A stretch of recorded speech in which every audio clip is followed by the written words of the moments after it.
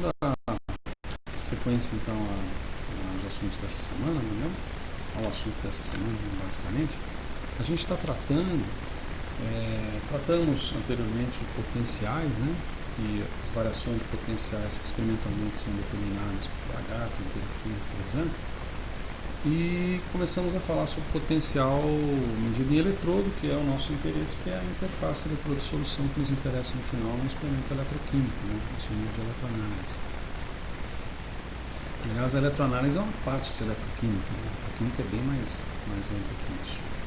Então, a gente exemplificou o potencial que é medido no eletrodo padrão de hidrogênio, o eletrodo normal de hidrogênio, né?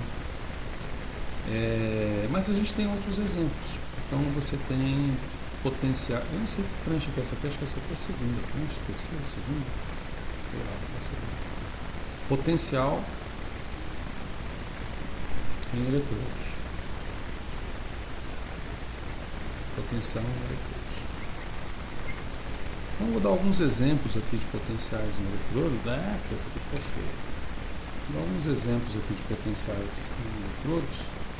Vou dividir essa tela aqui em duas também, ok? Para a gente facilitar. Com vistas a gente, no final das contas,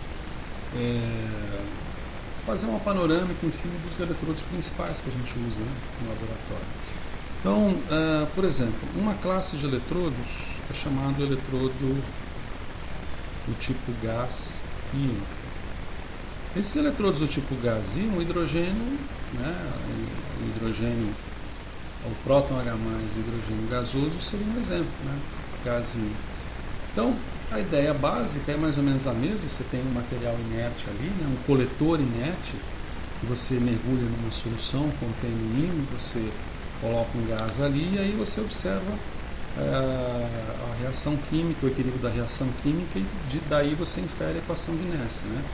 Aliás, vamos deixar aqui bem assim, bonitinho, isso aqui, ó.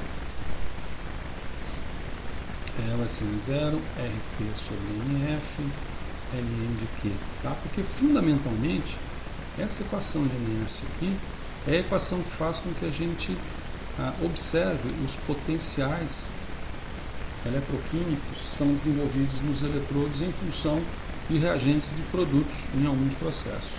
Então, vamos dar um exemplo de gazinho aqui. Eu vou dar uma colada aqui para não dar para decorar tudo, que é a seguinte, ó. Como é que eu posso fazer isso aqui? Vamos fazer assim, ó. Cloro, tá? Então o cloro em estado gasoso, mais 2 elétrons, eles se equilibram em solução com 2 íons cloro em estado aquoso, certo? Estado aquoso.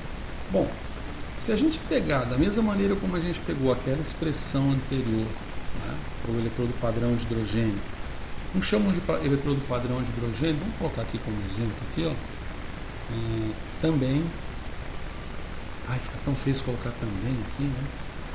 Como é que eu quero chamar essa atenção? Já sei, ó.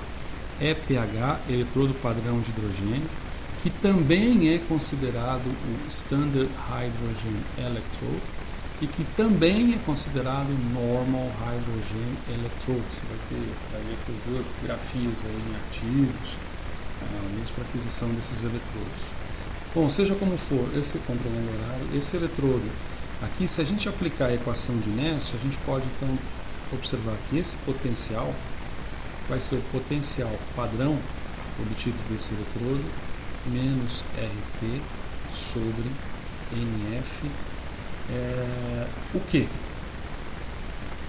Produto sobre reagente, né? Então Ln, qual que é o meu produto? Meu produto é o cloro. Então beleza, o cloro em estado aquoso. Então eu tenho a atividade desse cloro em estado aquoso, atividade desse cloro em estado aquoso, mas como eu tenho 2 íons cloro, essa atividade vai ao quadrado, né? Essa atividade é quadrada. Beleza? Simples, né?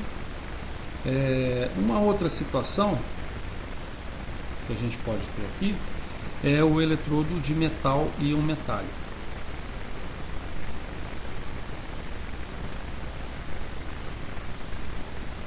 Metal e um metálico.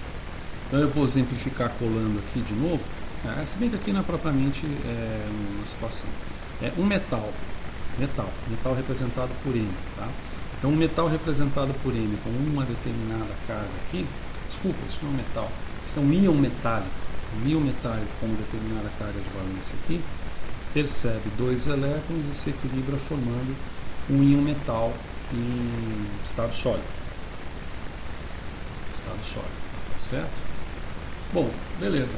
Como que ficaria então a expressão? A expressão de Nernst ficaria assim: medida do potencial padrão, menos RT sobre NF, vezes Lm dQ. Veja, começar a chamar alguma atenção, né? Primeiro que elétrons em metais têm potencial químico anulado, né?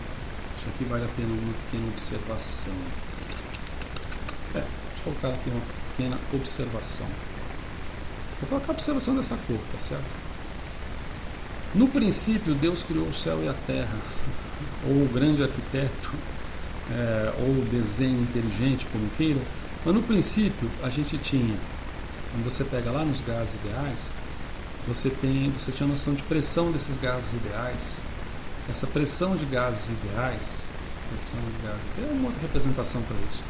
Essa pressão, quando você trabalha depois, um pouco mais para frente, ela passa a simbolizar um XI, que seria uma variação de pressão sobre uma pressão padrão. Isso acaba caminhando entre solução ideal, solução idealmente diluída, etc., em frações, por exemplo, em potencial químico, atividade do íon. Quando esse íon estiver muito diluído, em concentração inicialmente molar e posteriormente concentração molar. Uma espécie I, né? Uma espécie I aqui qualquer. Então, na verdade, e você tem nesse formalismo todo uma espécie de, não é padronização, como é que fala? Considerando que, aí você vai anulando determinadas situações e sintetizando ou eliminando, né, aparando algumas arestas, para você poder trabalhar, por exemplo, com uma equação, uma bioquímica, que é a área que eu atuo, utilizando o R, que é a constante geral de gases, quando na realidade não estamos falando de gases, estamos falando de uma solução de proteína. E, no entanto, essa constante geral de gases ela se relaciona com o potencial molar da solução, existe uma relação para isso. Não vem ao caso. O que vem ao caso aqui é a gente observar que quando a gente trabalha com atividade química, na verdade a gente também está trabalhando com uma aproximação a partir do potencial químico daquela substância. E esses potenciais químicos, eles são definidos, alguns potenciais químicos são definidos, como eu coloquei numa outra apresentação, de que elétrons em metal, assim como em condições padrão, né? Elétrons em metais e elementos em estados de agregação estáveis. Deixa eu ver aqui, ó. 1, 2. Tá. Eles possuem a sua atividade química como sendo zero. Eu gosto de fazer zero assim. Se você fizer zero assim, vai ser potencial, né? E potencial por conseguinte, né? Isso por convenção da IUPAC. A gente colocou isso na outra videoaula. Beleza? Aqui está no final? Tá no final. Consequentemente, se a gente voltar aqui para a nossa explicação,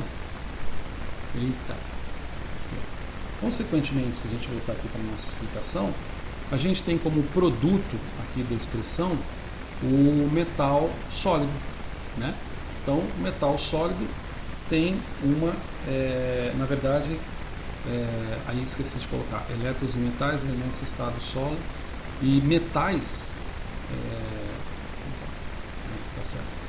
E metais passam a ser considerados, como é que eu vou colocar isso aqui? Deixa eu voltar para cá. Atividade, não, metais puros possuem uma atividade unitária. Tem outras situações em que você possui atividade unitária. Aliás, aqui eu acabei de confundir aqui algumas coisinhas meio idiotas, que na verdade isso aqui era potencial, né? Isso aqui era o potencial vai ser igual a zero. Na verdade, o potencial e o momento químico é igual a zero. Aqui, ó. Estou puxando o potencial agora. Momento químico aqui é igual a zero. Mas a atividade química de metais puros, ela é unitária. E se a gente coloca dessa forma, então a gente não pode considerar isso aqui como produto, senão como um I.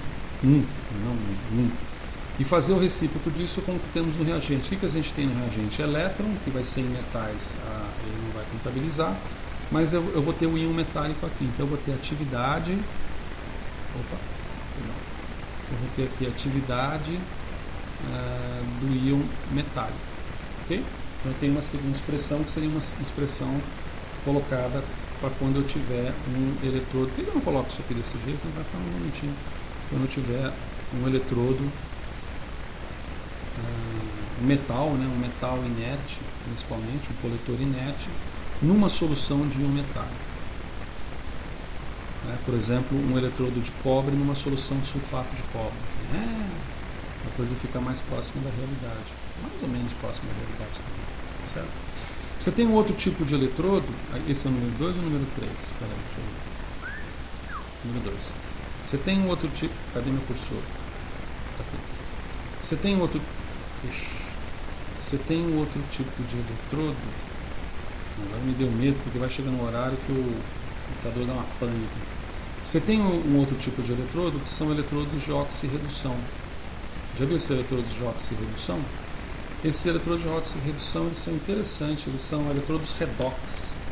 Viu? Eletrodos redox. Vou mostrar aqui eletrodos redox para você. Redox eletrodo.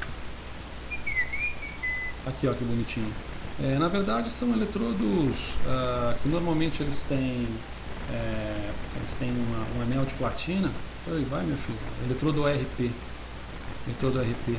Ele tem um anel, ele tem uma platina aqui e um anel aqui em volta de prata também. Nossa, eu joguei numa loja aqui, esse não é o interesse, mas não são os dos eletrodos caros, não, tá bem? Mas são eletrodos bastante utilizados. Onde é que a gente estava? A gente estava aqui, ó. São eletrodos bastante utilizados quando você quer medir reações de oxirredução específicas. Num eletrodo de oxirredução, deixa eu ver aqui. Eu vou dividir essa apresentação aqui em dois vídeos aqui, porque eu estou vendo que eu vou estourar o prazo. Tá? No eletrodo de oxirredução, o que a gente tem aqui, por exemplo, clássico seria, por exemplo, um ferro ionizado, que recebe um elétron, férrico-ferroso, um equilíbrio férrico-ferroso, certo? E obtém esse outro estado aqui. A gente consegue simular reações de oxirredução com isso, e nós vamos ver muito isso no curso, utilizando hexoceanoferrato, vulgarmente conhecido como ferroceneto de potássio. Tá? Mas deixamos quieto isso aqui só como um introito. Bom, nesse sentido, o que a gente tem? A gente tem que o nosso potencial vai ser o potencial padrão, da mesma maneira, né? N, F, etc. Tal. Ln de quem? Para quem? Por quê? Produtos sob reagentes. Nada mais a dizer atividade do ferro 2 mais sobre atividade do ferro 3 mais. Então veja que aplicando essa equação de Nernst, a gente consegue obter informações ou do potencial padrão, não sei que ele esteja tabelado, você queira saber outra coisa, ou das atividades iônicas, resumidamente, das atividades iônicas que se deseja aqui, até de concentrações que você determina, tá certo? Para o vídeo não ficar muito longo, eu vou dar uma pausa agora e eu continuo em seguida, tá bem? Para a gente colocar os dois eletrodos que são os mais comuns de trabalho, que é o eletrodo de prata, cloreto de prata, super mega comum, e o eletrodo de calonelano, né, que é o cloreto mercurioso, mercúrio cloreto mercurioso, que é bastante utilizado também, mas mais em soluções pouco aquosas.